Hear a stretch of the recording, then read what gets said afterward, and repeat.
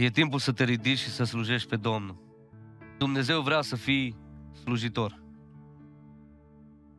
Ogoarele sunt gata de recoltă,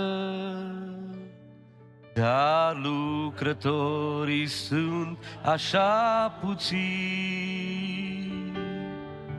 Mă dăruiesc, o Doamne, în întregime, ca să culeg recolta dintre spini.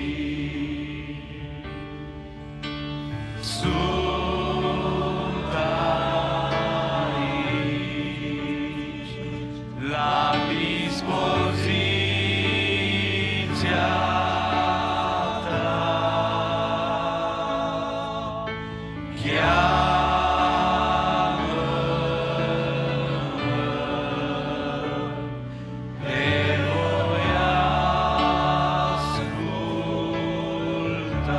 Încă o dată toată biserica sunt aici.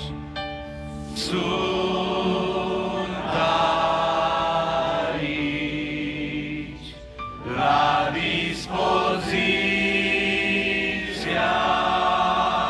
ta. Cheamă-mă,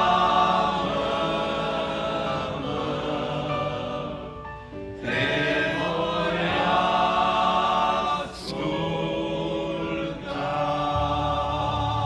Dumnezeu să vă binecuvinteze!